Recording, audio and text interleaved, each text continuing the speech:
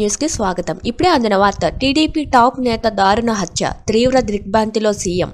వివరాలైతే వీడియోలో తెలుసుకుందాం. వీడియోని ఎక్కడ స్కిప్ చేయకుండా కంప్లీట్ గా చూడండి. వీడియో కనుక మీకు నచ్చినట్లయితే మన ఛానల్ని సబ్స్క్రైబ్ చేసుకోండి. అదే విధంగా లైక్ చేసినట్లయితే మరింత మందికి సమాచారం చేరుకుంటుంది.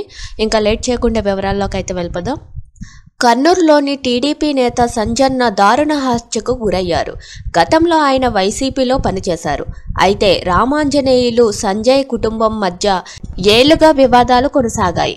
కాటసాని రామ్ భూపాల్ రెడ్డి వర్గేడు సంజయ్ కాగా బైరెడ్డి సిద్ధార్థుడు అనుచరుడు రామాంజనేయులు. సంజన్న భార్య వైసీపీ కార్పొరేటర్గా పనిచేశారు. ప్రస్తుతం సంజన్న కొడుకు జయరాం కార్పొరేటర్గా గెలిచారు. గత ఎన్నికల సమయంలో కాటసానితో విభేదాలు రావడంతో సంజన్న తెలుగుదేశం పార్టీలో చేరారు. తొలుత గౌర సుచరిత రెడ్డి వర్గంలోని చేరాలని భావించిన ఆ తర్వాత బైరెడ్డి సిద్ధార్థరెడ్డి వర్గంలో చేరారు.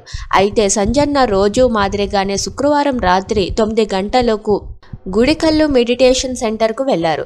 తిరిగి వచ్చే సమయంలో కర్నూలు సరిన్ నగర్కు చెందిన రామాంజనేయులు ఆయన అనుచరులు దారి కాసి మరీ సంజన్నపై కత్తులతో దాడి చేశారు. అనంతరం అక్కడి నుంచి పారిపోయారు. సంజన్నకు స్థానికులు ఆసుపత్రికి తరలించారు.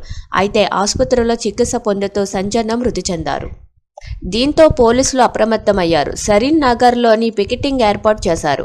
ఎస్పీ విక్రాంత్ పాటిల్, డీఎస్పీ బాబు ప్రసాద్ పరిస్థితిని పర్యవేక్షిస్తున్నారు.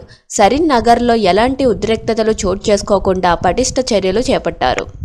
కాగా సంజన్నపై దాడి చేసిన అంజీపై గతంలో కేసులున్నట్లు పోలీసులు గుర్తించారు. ఈశ్వరుడు అనే వ్యక్తి హత్య కేసులో అంజీ నిందితుడిగా ఉన్నారు. ఇటీవల ఆ కేసును కోర్టులో వేసింది. దీంతో బైరెడ్డి సిద్ధార్థరెడ్డి అనుచర వర్గంలోని అంజీ చేరారు. 3 నెలల క్రితం సంజన్నకు అంజీకి మధ్య గొడవ జరిగింది. దీంతోనే అంజీ ఆ దారుణానికి పాల్పడి ఉంటారని పోలీసులు అనుమానిస్తున్నారు. కేసు నమోదు చేసి దర్యాప్తు చేస్తున్నారు. Thank you for watching this video.